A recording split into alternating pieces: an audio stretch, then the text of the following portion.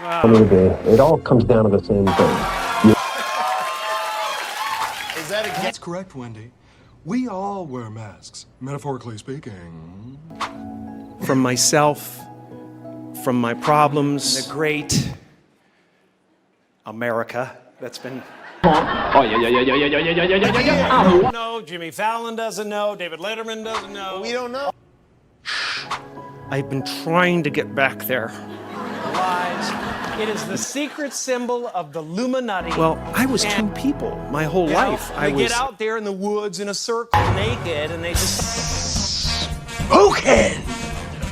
For more than 40 years, Jim Carrey made the world laugh. Millions of people, every day, every year, every generation. Wow. Thank you so much. That was very convincing. His face became impossible to forget. His voice, unmistakable. His energy, unlike anyone who had ever stepped in front of a camera. Oh, yeah. I'm white, and I'm capitalizing on a trend that's currently rising. He wasn't simply funny. He changed what comedy could be. But something strange happened. The more famous Jim Carrey became, the harder it became to find. I'm glad it didn't come in the mail. Jim Carrey, the world fell in love with the characters, the faces, the voices, the performances. Rise and mix it with Curly and Larry and Moe. Hey, yo! But behind every unforgettable laugh, there was a man asking a question that millions of people ask themselves every day. Who am I when I'm not performing? America that's been fashioned in the last couple of years. I don't remember it ever being this great, actually. This isn't the story of one of Hollywood's greatest comedians. It's a story of identity, of success, of expectation, of wearing a mask for so long that even you begin to forget what's underneath it. Because sometimes the hardest person to make laugh is the one making everyone else smile. Chaplin alchemized his pain, turned it into art. Exquisite, timeless, healing art. This is Jim Carrey, the man behind the mask. Long before Hollywood, before the awards, before the millions of fans, there was simply a boy from Canada trying to make the people around him smile.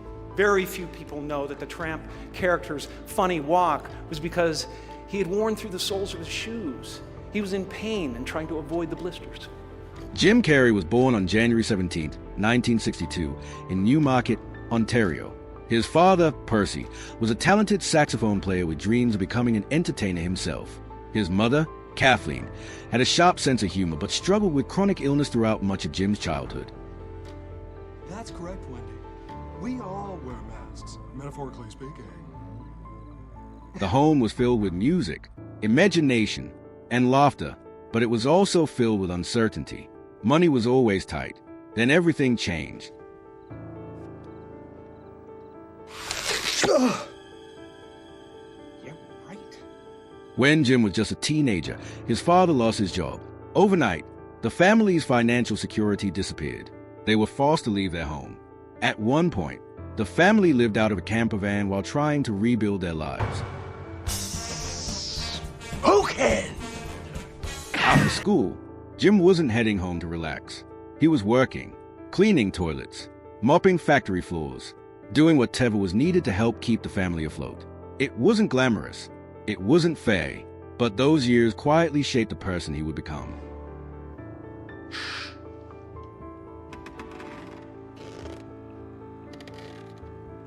While life became heavier, Jim discovered something unusual. He could change the mood of a room. With a face, a voice, a ridiculous impression, a burst of energy. For a few precious moments, people forgot about their worries.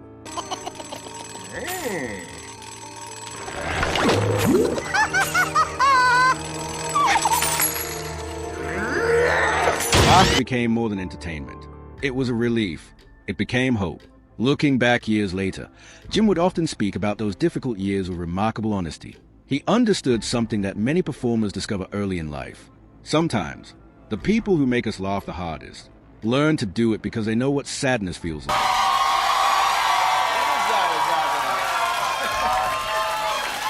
Is that a gang sign? Have you, Oh, like you don't know what it is. At just 15 years old, Jim stepped onto the stage of a Toronto comedy club for the very first time. It didn't go well. The audience rejected him almost immediately. The jokes fell flat. The room stayed cold. Many people would have walked away. Jim didn't. He returned. Again and again. Every performance became another lesson. Every failure became another reason to improve. You don't know, Jimmy Fallon doesn't know, David Letterman doesn't know. We don't know. All the comics and show business don't know what this is. Right?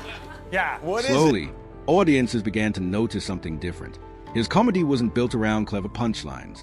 It was physical, fearless, completely unpredictable. His body became part of the joke. His face became elastic. His energy seemed impossible to contain. It was unlike anything people had ever seen. Prophet, to be the whistleblower. I'm sick and tired of the secrets and the lies. It is the secret symbol of the Illuminati, and you're a part of it.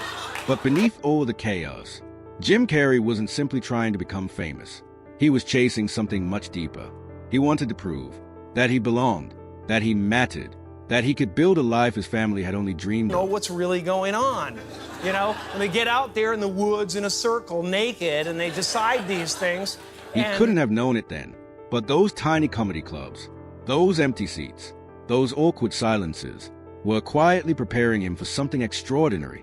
Because before the world would know Jim Carrey, it would first have to meet the man who refused to stop believing in himself. Yeah, listen, I'm in the middle of blowing the lid off some...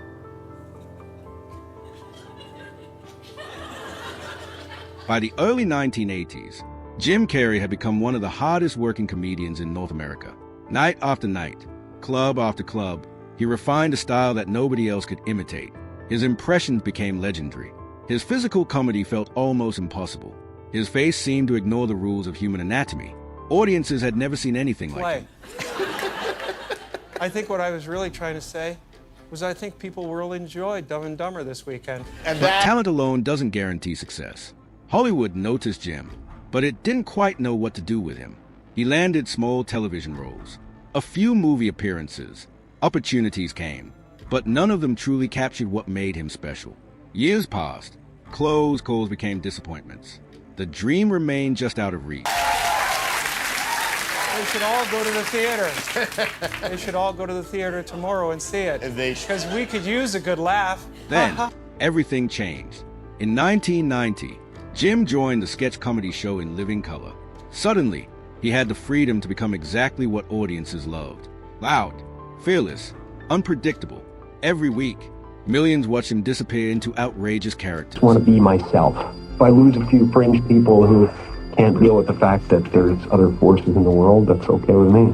It was the first time America saw the full force of Jim Carrey's imagination. Hollywood was finally paying attention. But nobody could have predicted what would happen next. After knowing Eckhart Tolle for a while and studying the books, In 1994, something extraordinary happened. Not once, not twice, but 3 times. Within a single year, Jim Carrey starred in Ace Ventura, Pet Detective, The Mask, and Dumb and Dumber. 3 films, 3 global hits, 3 completely different characters. And then I suddenly felt like I was looking at these thoughts from another perspective. Overnight, Jim Carrey became the biggest comedy star on the planet. His face was everywhere. Movie posters, television, magazine covers, talk shows, toy shelves, school playgrounds. Children copied his expressions. Teenagers memorized his lines. Adults couldn't stop quoting his movies. From myself, from my problems. It wasn't simply success. It was cultural domination. Studios wanted more. Audiences wanted more. The world wanted more Jim Carrey. Except, it wasn't really Jim they were asking for. They wanted Ace Ventura. They wanted The Mask. They wanted Lloyd Christmas. They wanted the rubber-faced comedian who never seemed to run out of energy. I've been trying to get back there. Every new role came with bigger expectations. Every performance had to be louder, faster, funnier than the last. The character had become the product, and the product was now one of Hollywood's most valuable commodities. It's our intention. Our intention is everything. Nothing happens on this planet without it. Not one single thing has ever been accomplished without intention. By the late 1990s, Jim Carrey wasn't just earning millions. He was rewriting Hollywood history, becoming the first actor to command a salary of $20 million for a comedy film. It was a staggering achievement, proof that a boy who had once cleaned factory floors had reached the very top of the entertainment world. Well, I was two people my whole life. I was in the living room entertaining people. To everyone watching, it looked like the perfect success story. The dream had come true. Fame, fortune, global admiration, endless applause. But behind every standing ovation, a quieter question was beginning to grow. If the whole world loved the characters, would it ever learn to love the man behind them? And for the first time, even Jim Carrey wasn't entirely sure where one ended and the other began. And I wanted her to be free. And I wanted her to realize that her life was worth something. By the time Jim Carrey entered the new millennium, he had achieved almost everything an actor could dream of. He was one of the highest paid stars in Hollywood. His films had earned billions of dollars. He had become a global icon. Everywhere he went, people expected the same thing. They wanted Jim Carrey, the entertainer, the man with endless energy, endless expressions, endless laughter. But behind the cameras, something was beginning to change. What it was all about. Why are we here? What is this? The louder the world cheered, the quieter Jim became. Success had given him everything he had once dreamed of, yet it hadn't answered the question that had quietly followed him since childhood. Who am I? Without the performance? It was a question that couldn't be answered with another movie, or another award, or another standing ovation. One day, I read something from Buddha that said that all spirituality is about relieving suffering. So Jim began making different choices. Instead of chasing another comedy, he accepted roles that revealed something entirely different. The Truman Show, Man on the Moon, Eternal Sunshine of the Spotless Mind. Suddenly, audiences weren't just laughing. They were watching a remarkable dramatic actor emerge. Jim wasn't trying to be funnier. He was trying to be honest. But even those performances couldn't quiet the questions inside him.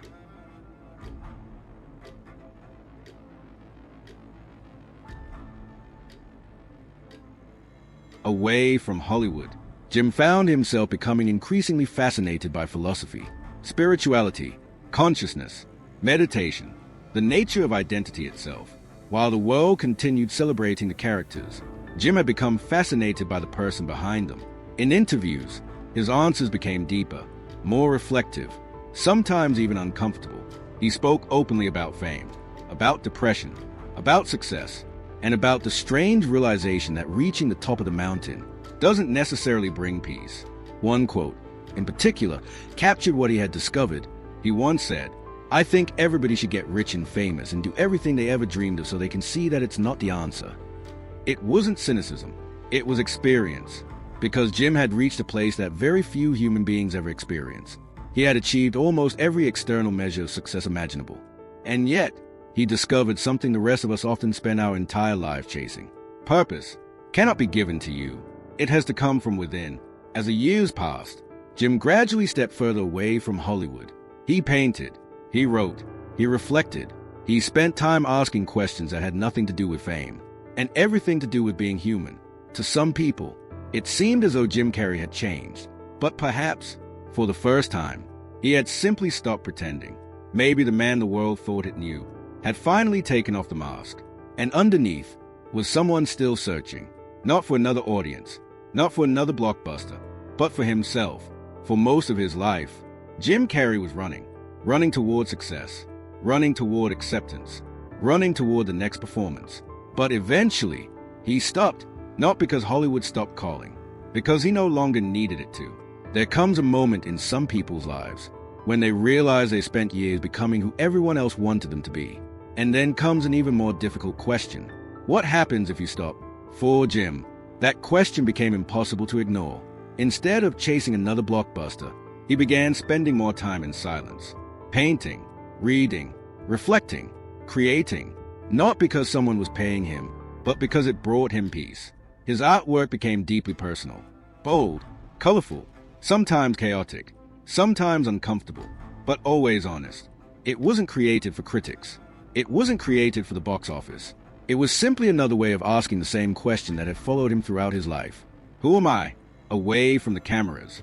Jim also became known for speaking openly about mental health, about depression, about grief, about the pressure of constantly performing. He never claimed to have all the answers. In fact, he often admitted he was still searching. And perhaps that's what made people listen. He wasn't trying to become a guru. He wasn't asking people to follow him. He was simply sharing what he had learned while trying to understand himself.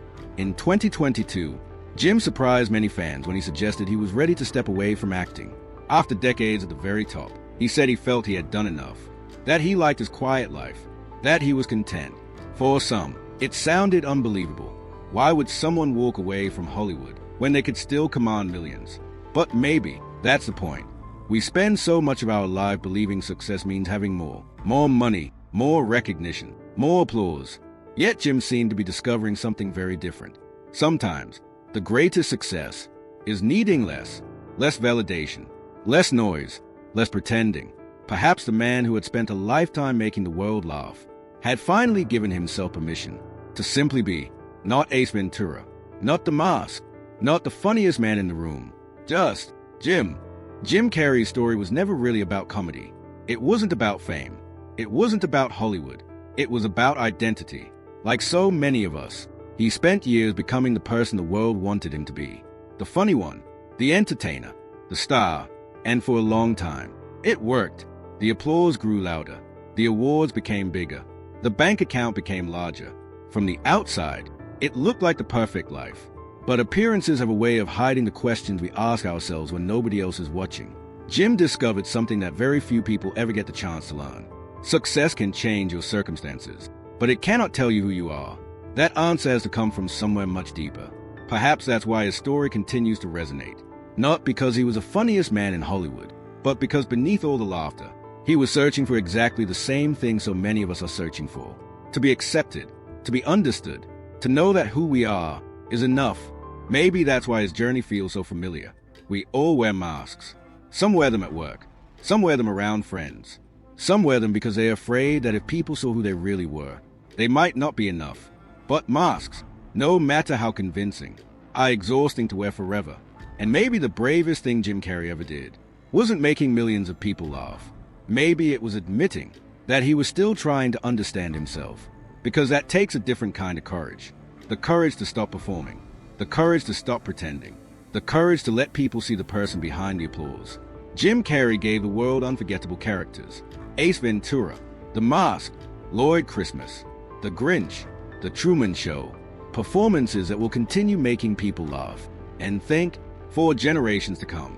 But perhaps his greatest performance was finding the strength to step away from the spotlight and discover the man who had been waiting behind it all along. Because behind every legend, there is a human being. And behind every smile, there is a story. This was Jim Carrey, not just a comedian the world adored, but the man who reminded us that the most important role we'll ever play is being ourselves,